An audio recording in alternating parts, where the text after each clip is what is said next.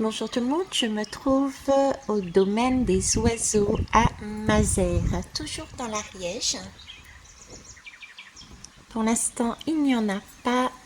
C'était fait exprès juste au moment où j'allumais ma caméra. En attendant, on va aller voir la guidance du 26 mai. J'espère que vous m'entendez. J'essaye de parler tout doucement pour ne pas interrompre justement les vols des oiseaux. Avant ça, je tenais à vous faire part des ressentis que j'avais, qui ne sont pas forcément pour ce jour-là, mais pour les jours à venir. J'ai un ressenti peut-être d'être vraiment bien dans sa peau, d'avoir un rayon de soleil en soi, avoir un soleil en soi. Et tout d'un coup, c'est comme si tout basculait. Beaucoup d'émotionnel, je vois beaucoup d'émotionnel, beaucoup de foudre, hein, à l'image de ce que j'ai vécu cette nuit, concrètement, physiquement, avec cet orage. Suite à ça, beaucoup d'eau qui vont sortir, donc beaucoup d'émotionnel, comme je vous disais. Cependant, on me demande de vous transmettre qu'il faut vraiment garder le cap, même si on ne sait pas où on... A priori, on se dit c'est pas le bon chemin parce que justement j'ai eu cette foudre, j'ai eu cet orage, j'ai eu je sais plus où j'en suis, mais vraiment on me demande de garder le cap de ce que l'on a ressenti en soi, dans son cœur. Pour preuve, on m'a fait passer par une ville, déjà on me disait à 7 km, donc 7 km, c'est 7, c'est le chiffre porte-bonheur, hein. On a une protection, on a différentes possibilités. Donc dans 7 km, on me demandait d'aller vers Belle Pêche. Vers Belle Pêche, bah écoutez, c'est une bonne récolte. Donc on a peut-être ici aussi une temporalité. Il me semble que la saison des pêches, ça commence en juin jusqu'en septembre. Donc c'est vraiment tenir bon dans la longueur, dans le temps. Et ensuite, je suis repassée par un dernier panneau, pardon, un dernier panneau. C'était marqué Belle Pêche, toujours mes 3 km. 3, c'est aussi une étape dans un cycle. Donc ça peut être le début, ça peut être le milieu, ça peut être la fin, ça dépendra de ce que vous ressentez vous en vous par rapport à l'espoir, à ce que vous aviez en tête, dans votre cœur plus exactement, où est-ce que vous en êtes sur ce cycle-là. Et pour finir, on m'amène ici sur ce site naturel où il faut prendre son temps, où il faut... je vais essayer d'agrandir en même temps. Hop, il y en a un petit ici. Où il faut prendre son temps pour apprécier les choses de la nature, tout simplement. Donc, revenir à quelque chose, toujours le même message, ressourçant pour soi. Et il s'agit de revenir à l'essentiel, en fait. Ok ?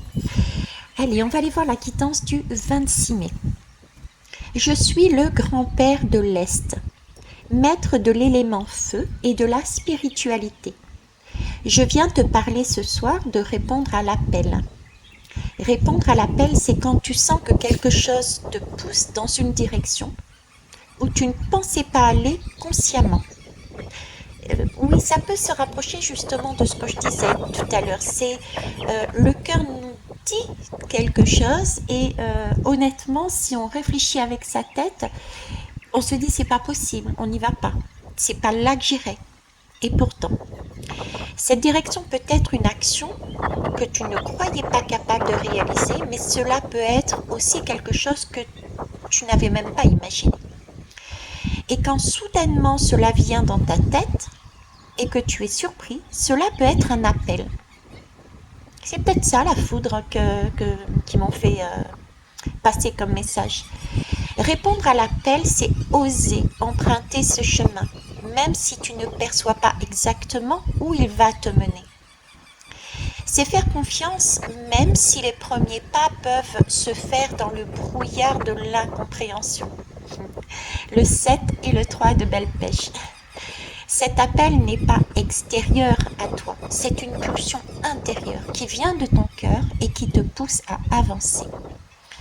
Ton cœur est en lien direct avec le monde de l'âme.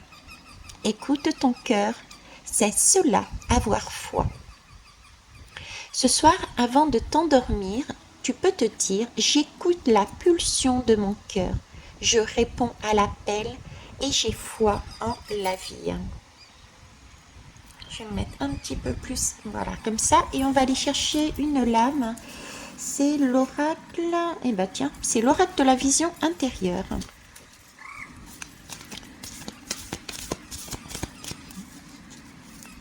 Je fais des acrobaties pour vous, pour faire tenir la caméra, qui est pas assez longue.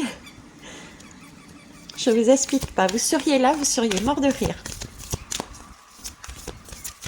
Donc fermez les yeux, imaginez veille carrée en équilibre. Ça vous fera au moins rire pour la journée. Bon allez, je vais aller la chercher pour éviter de la faire tomber. Hop. Allez, c'est parti. C'est laquelle? Je ne sais pas si vous allez la voir. Non, vous la voyez pas. Elle est dans le noir. Elle est dans le noir pour l'instant.